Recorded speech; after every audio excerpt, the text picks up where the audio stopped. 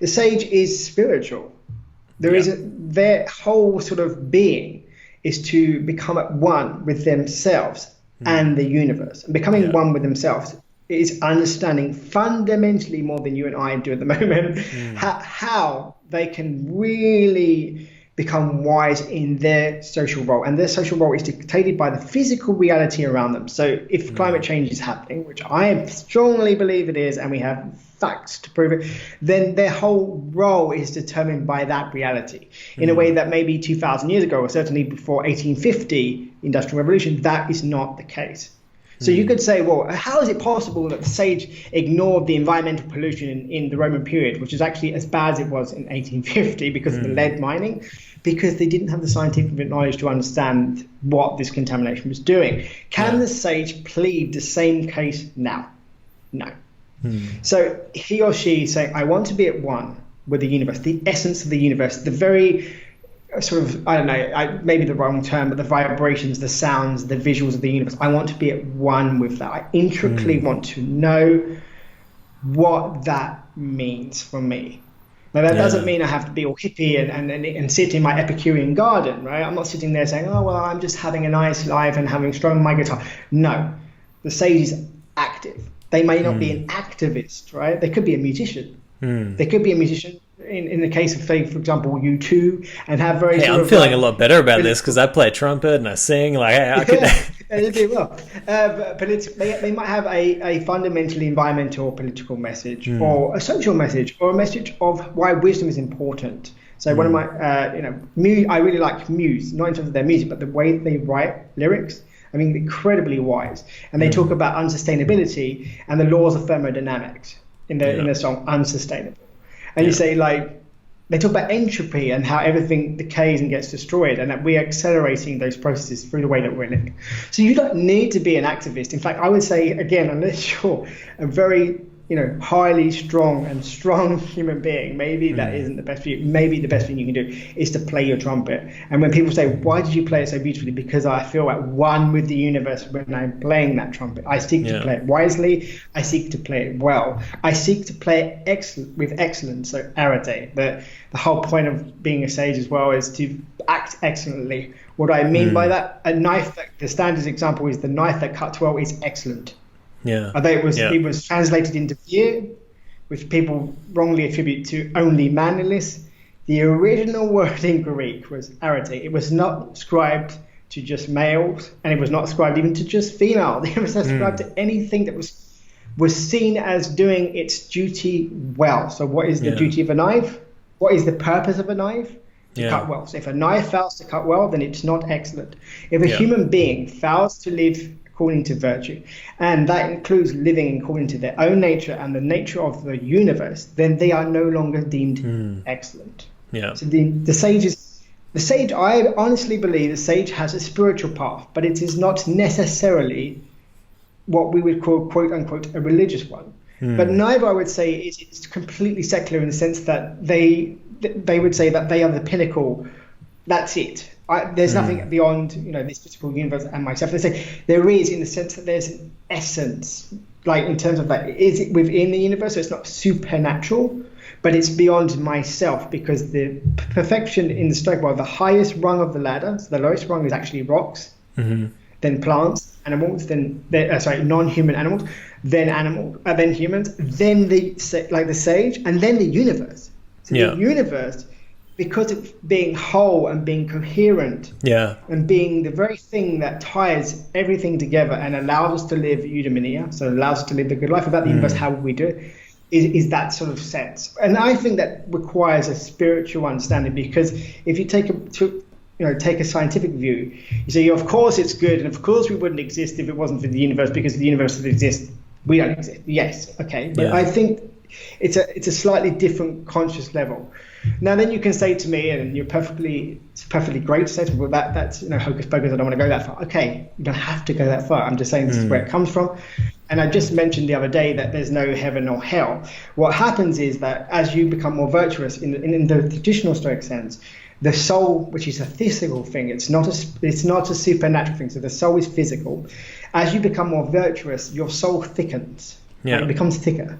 the tension the virtuous tension that's contained within you is thickened. And those with the thickest souls take the longest to burn at the end of the universe, which then, according to, again, very Stoic tradition, the universe reincarnates itself. So not just a particular animal, plant, or human being, but the entire universe sort of relives again.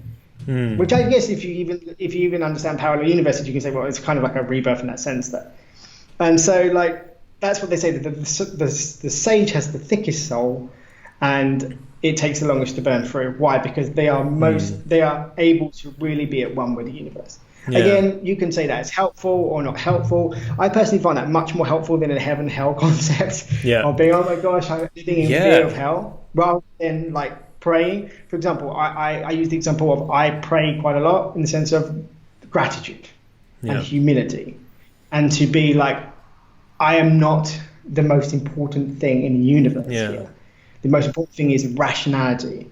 It's the very essence of what I would call God, or you can call it Logos or Zeus, or you can call just, even you can say some stardust, like the very essence of everything that we share. So for me, prayer is very important, although not necessarily in sort of like the archetypal Christian sense of the term, but I think to reflect and to meditate on my inability sometimes, or often, to not quite go as virtuous as I could go, to step back and almost marvel what is given to us, that I have no control over, and yet I'm able to breathe. And that's I didn't create that, and yet I am able to breathe. I didn't create the crops that grow in the ground or the soil that binds the crops together, and yet I'm able to eat. And I think that's my sort of spiritual reflection. I'm not saying that that's necessarily what a sage would do. That's my view on the sage. So before you get a load of hate mail, that's my personal view. That's how I've put the proverbial square peg in the round hole, because it is quite a square peg, and you have to, fiddle with it a bit. But I still think that the beauty of it is that those people that are particularly agnostic or atheistic can appreciate that it's a yardstick only, that it's an ideal, and those with a more spiritual inclination, certainly like myself, would be able to say, yes, it's actually, there's another level here. And how far you dig is up to you. Like, again, if you can't force yourself to believe in something, right? So I would say, well, if it's against your nature to have a spirit, to see it as a spiritual path, then why force yourself down that road? You can't force yourself to believe that Jesus Christ is the Messiah. You either believe it or you don't believe it.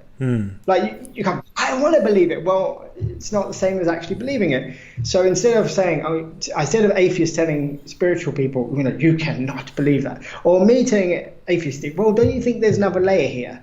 It really depends on how you view that according to your role, again, according to your personal nature. So I think in Stoicism there's absolutely room for spiritual path. I think there's even room for Christianity if we take maybe some of the more interesting interpretations of Christianity. I certainly think there is scope, there is a limited scope, I would argue, but there is some scope for having both paths.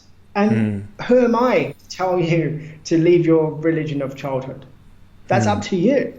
To me, the most important thing is, are you acting virtuously? Are you taking care of the earth? If you believe that God made it in 7 days, or that it's made over 4.5 GA, really irrelevant to me as a person. I would then argue, seek wisdom and you will find the answer. I don't need to tell you, and I don't need to tell people what the answer is, because if you really seek, then I think it personally becomes obvious what the answer is without you and I having to say what that is.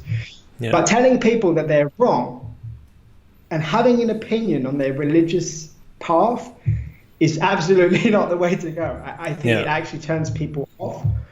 And I've been able to have much more interesting conversations with people when I was like, look, do you want to be Christian?